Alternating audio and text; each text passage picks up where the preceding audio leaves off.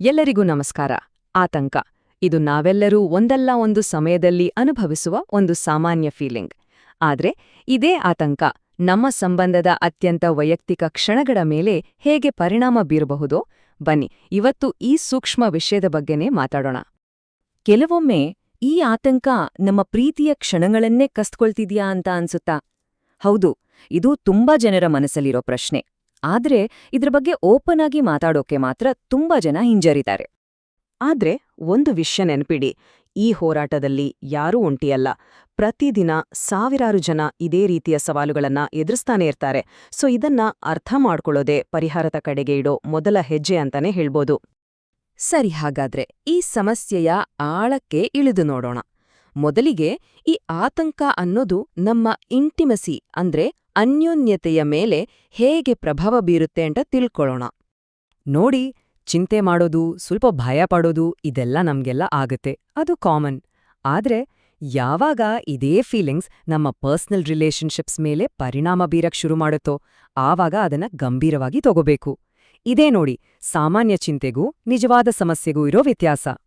ಸರಿ, ಹಾಗಾದ್ರೆ ನಮ್ಮ ದೇಹ ಯಾಕೆ ಹೀಗೆಲ್ಲ ರಿಯಾಕ್ಟ್ ಮಾಡತ್ತೆ? ಆತಂಕದ ದೈಹಿಕ ಪರಿಣಾಮಗಳ ಹಿಂದಿರೋ ಸೈನ್ಸ್ ಏನು ಅಂತ ಸ್ವಲ್ಪ ಅರ್ಥ ಮಾಡ್ಕೊಳ್ಳೋಣ. ಇದು ತುಂಬಾ ಮುಖ್ಯವಾದ ವಿಷಯ. ನೋಡಿ, ನಮ್ಮ ದೇಹದಲ್ಲಿ ಒಂದು ಇನ್ಬಿಲ್ಟ್ ಅಲಾರಾಮ್ ಸಿಸ್ಟಮ್ ಇರುತ್ತೆ. ಅದನ್ನ ಫೈಟ್ ಆರ್ ಫ್ಲೈಟ್ ರೆಸ್ಪಾನ್ಸ್ ಅಂತ ಕರೀತಾರೆ. ಅಂದ್ರೆ ಏನಾದ್ರೂ ಅಪಾಯ ಇದೆ ಅನ್ಸಿದ ತಕ್ಷಣ ನಮ್ಮ ಬಾಡಿ ಕಾರ್ಟಿಸೋಲ್ ಅನ್ನೋ ಸ್ಟ್ರೆಸ್ ಹಾರ್ಮೋನ್ನ ರಿಲೀಸ್ ಮಾಡಿ ನಮ್ಮನ್ನ ರಕ್ಷಣೆ ಮಾಡ್ಕೊಳ್ಳೋಕೆ ರೆಡಿ ಮಾಡುತ್ತೆ. ಆದ್ರೆ ಪ್ರಾಬ್ಲಮ್ ಏನಂದ್ರೆ ಇದೇ ಸಿಸ್ಟಮ್ ನಾವು ರಿಲ್ಯಾಕ್ಸ್ ಆಗಿ ಇರಬೇಕಾದ ಅನ್ಯೋನ್ಯತೆಯ ಕ್ಷಣಗಳಲ್ಲಿ ಅಡ್ಡಿ ಮಾಡ್ಬೋದು. ಸೊ ನಮ್ಮ ಬಾಡಿ ಈ ಅಲಾರಂ ಮೋಡ್ಗೆ ಹೋದಾಗ ಏನಾಗುತ್ತೆ? ಹಾರ್ಟ್ ಬೀಟ್ ಜಾಸ್ತಿಯಾಗುತ್ತೆ, ಮಸಲ್ಸ್ ಎಲ್ಲ ಟೈಟ್ ಆಗುತ್ತೆ, ಇಂಪಾರ್ಟೆಂಟ್ ಆಗಿ ಬ್ಲಡ್ ಫ್ಲೋ ಬದುಕೋಕೆ ಮುಖ್ಯವಾದ ಸ್ನಾಯುಗಳ ಕಡೆಗೆ ಹೋಗುತ್ತೆ, ಇಂಟಿಮಸಿಗೆ ಬೇಕಾದ ಕಡೆಯಿಂದ ದೂರ ಹೋಗುತ್ತೆ. ಇದರಿಂದ ಏನಾಗುತ್ತೆ ಅಂದ್ರೆ ರಿಲ್ಯಾಕ್ಸ್ ಆಗೋದು, ಕನೆಕ್ಟ್ ಆಗೋದು ತುಂಬಾನೇ ಕಷ್ಟ ಆಗ್ಬಿಡುತ್ತೆ. ಸರಿ, ಈ ಸೈಂಟಿಫಿಕ್ ಕಾರಣಗಳೆಲ್ಲ ಆಯ್ತು. ಆದರೆ ರಿಯಲ್ ಲೈಫ್ನಲ್ಲಿ, ಅದರಲ್ಲೂ ಇಂಟಿಮೇಟ್ ಮೊಮೆಂಟ್ಸ್ನಲ್ಲಿ ಇದೆಲ್ಲ ಹೇಗೆ ಕಾಣಿಸ್ಕೊಳ್ಳುತ್ತೆ? ಬನ್ನಿ ಈಗ ಅದರ ಬಗ್ಗೆ ನೋಡೋಣ. ಇಲ್ಲಿ ಒಂದು ಇಂಟ್ರೆಸ್ಟಿಂಗ್ ವಿಷಯ ಇದೆ ನೋಡಿ. ಈ ಆತಂಕ ಅನ್ನೋದು ಪುರುಷರು ಮತ್ತು ಮಹಿಳೆಯರ ಮೇಲೆ ಬೇರೆ ಬೇರೆ ರೀತಿ ಪರಿಣಾಮ ಬೀರುತ್ತೆ. ಉದಾಹರಣೆಗೆ, ಪುರುಷರಲ್ಲಿ ಇದು ಪರ್ಫಾರ್ಮೆನ್ಸ್ ಪ್ರೆಷರ್ ತರ ಕಾಣಿಸ್ಕೊಂಡ್ರೆ ಮಹಿಳೆಯರಲ್ಲಿ ಮೆಂಟಲ್ ಲೋಡ್ ಜಾಸ್ತಿಯಾಗಿ ಇಂಟ್ರೆಸ್ಟ್ ಕಡಿಮೆ ಆಗ್ಬೋದು ಅಥವಾ ಫಿಸಿಕಲ್ ಆಗಿ ಕಂಫರ್ಟಬಲ್ ಇಲ್ಲದೆ ಇರ್ಬೋದು. ಆದ್ರೆ ನೋಡಿ, ಈ ಸಮಸ್ಯೆ ಬರೀ ಬೆಡ್ರೂಮ್ಗೆ ಮಾತ್ರ ಸೀಮಿತ ಅಲ್ಲ. ಇದರ ಪರಿಣಾಮ ಅದನ್ನೂ ದಾಟಿ ಹೋಗುತ್ತೆ. ಕಮ್ಯುನಿಕೇಷನ್ ಗ್ಯಾಪ್ ಆಗೋದು, ಒಬ್ರ ಮೇಲೊಬ್ರಿಗೆ ನಂಬಿಕೆ ಕಡಿಮೆ ಆಗೋದು, ಒಂಟಿತನ, ಈ ಥರದ ಫೀಲಿಂಗ್ಸ್ ಒಂದು ಸಂಬಂಧದ ಅಡಿಪಾಯವನ್ನೇ ಅಲ್ಲಾಡ್ಸಿಬಿಡಬಹುದು. ಹಾಗಾದ್ರೆ ಮುಂದಿನ ಸ್ಟೆಪ್ ಏನು? ಆ ರೆಡ್ ಫ್ಲಾಗ್ಸ್ ಅಥವಾ ಎಚ್ಚರಿಕೆಯ ಸಂಕೇತಗಳನ್ನ ಗುರುತಿಸೋದು. ಆತಂಕವು ನಮ್ಮ ರಿಲೇಶನ್ಶಿಪ್ ಮೇಲೆ ಪರಿಣಾಮ ಬೀರುತ್ತಿದೆ ಅಂತ ಹೇಳೋ ಸ್ಪೆಸಿಫಿಕ್ ನಡವಳಿಕೆಗಳು ಯಾವುವು? ನೋಡೋಣ ಬನ್ನಿ. ಒಂದು ವೇಳೆ ಇಂಟಿಮೇಟ್ ಸನ್ನಿವೇಶಗಳನ್ನ ಪದೇ ಪದೇ ಅವಾಯ್ಡ್ ಮಾಡ್ತಿದ್ರೆ, ಅಥವಾ ಸಂಗಾತಿ ಹತ್ರ ಬಂದಾಗ ಒಂಥರ ಭಯ ಶುರುವಾದ್ರೆ, ತಲೆಲೇ ಓಡ್ತಿರೋ ಚಿಂತೆಗಳನ್ನ ನಿಲ್ಸೋಕೆ ಆಗ್ತಿಲ್ಲ ಅಂದ್ರೆ, ಇವೆಲ್ಲವೂ ಕೂಡ ಆತಂಕವು ಸಂಬಂಧದ ಮೇಲೆ ಪರಿಣಾಮ ಬೀರ್ತಿದೆ ಅನ್ನೋದಕ್ಕೆ ಸ್ಪಷ್ಟವಾದ ಸೂಚನೆಗಳು. ಓಕೆ, ಇಲ್ಲಿಯವರೆಗೆ ಸಮಸ್ಯೆಯನ್ನ ಗುರುತಿಸೋ ಬಗ್ಗೆ ಮಾತಾಡಿದ್ವಿ. ಈಗ ಪರಿಹಾರಗಳ ಕಡೆಗೆ ಹೋಗೋಣ. ಕಳೆದು ಹೋದ ಆ ಕನೆಕ್ಷನ್ ಅನ್ನ ಮತ್ತೆ ಪಡೆಯೋದು ಹೇಗೆ? ಕೆಲವು ದಾರಿಗಳಿವೆ ನೋಡಿ. ಪರಿಹಾರ ಅಂದ ತಕ್ಷಣ ಏನೋ ದೊಡ್ಡ ಹೆಜ್ಜೆ ಇಡ್ಬೇಕು ಅಂತೇನಿಲ್ಲ. ಚಿಕ್ಕ ಚಿಕ್ಕ ವಿಷಯಗಳು ಕೂಡ ದೊಡ್ಡ ಬದಲಾವಣೆ ತರಬಲ್ಲವು. ಮೊದಲನೇದಾಗಿ, ಒಬ್ರನ್ನೊಬ್ರು ಬ್ಲೇಮ್ ಮಾಡ್ದೆ ಫೀಲಿಂಗ್ಸ್ ಬಗ್ಗೆ ಓಪನ್ ಆಗಿ ಮಾತಾಡೋದು.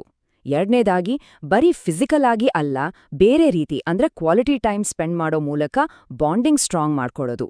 ಮೂರನೇದಾಗಿ, ಡೀಪ್ ಬ್ರೀದಿಂಗ್ ತರಹದ ಸಿಂಪಲ್ ರಿಲ್ಯಾಕ್ಸೇಷನ್ ಟೆಕ್ನಿಕ್ಸ್, ಇವು ನಿಜವಾಗ್ಲೂ ಹೆಲ್ಪ್ ಆಗತ್ತೆ. ಕೆಲವೊಂದು ಸಲ ನಾವೇ ಎಷ್ಟೇ ಟ್ರೈ ಮಾಡಿದ್ರೂ ಸಾಲಲ್ಲ, ಅಂಡ್ ದಟ್ಸ್ ಓಕೆ, ಅದರಲ್ಲಿ ಏನೂ ತಪ್ಪಿಲ್ಲ.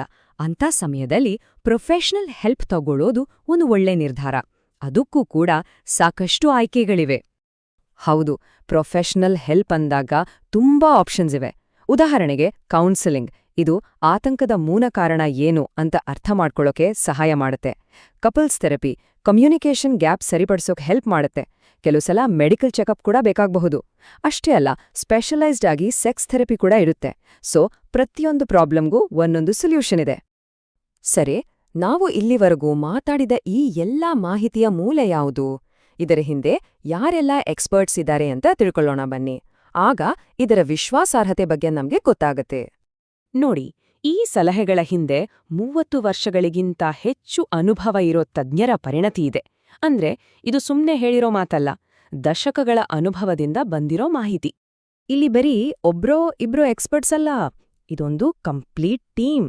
ಇಮೋಷನಲ್ ವೆಲ್ನೆಸ್ ಕೋಚ್ನಿಂದ ಹಿಡಿದು ಸೈಕ್ಯಾಟ್ರಿಸ್ಟ್, ಯೂರಾಲಜಿಸ್ಟ್, ಕಪಲ್ಸ್ ಥೆರಪಿಸ್ಟ್, ಹೀಗೆ ಪ್ರತಿಯೊಬ್ಬರು ತಮ್ಮ ದೃಷ್ಟಿಕೋನದಿಂದ ಈ ಸಮಸ್ಯೆಯನ್ನ ನೋಡಿ ಒಂದು ಕಂಪ್ಲೀಟ್ ಸೊಲ್ಯೂಷನ್ ಕೊಡ್ತಾರೆ. ಸೊ ಚಿಂತೆಯಿಂದ ಸ್ವಾಸ್ಥ್ಯದ ಕಡೆಗೆ ಈ ಒಂದು ಆಶಾದಾಯಕ ಮಾತಿನೊಂದಿಗೆ ನಾವು ಕೊನೆ ಹಂತಕ್ಕೆ ಬರ್ತಾ ಇದ್ದೀವಿ. ಹೌದು, ಚಿಂತೆಯಿಂದ ಹೊರಬಂದು ಒಂದು ಆರೋಗ್ಯಕರ ಜೀವನದ ಕಡೆಗೆ ಸಾಗೋದು ಖಂಡಿತ ಸಾಧ್ಯ ಇದೆ. ಕೊನೆಯದಾಗಿ ಒಂದು ಪ್ರಶ್ನೆಯನ್ನ ನಿಮ್ಮ ಮುಂದೆ ಇಡ್ತೀನಿ. ಸಂಬಂಧಗಳಲ್ಲಿ ಆ ಕಳೆದು ಹೋದ ಕನೆಕ್ಷನ್ ಅನ್ನ ಮತ್ತೆ ಕಟ್ಟೋಕ್ಕೆ ನಾವು ಇಡಬಹುದಾದ ಆ ಮೊದಲ ಹೆಜ್ಜೆ ಯಾವುದು? ಯೋಚಿಸಿ ನೋಡಿ.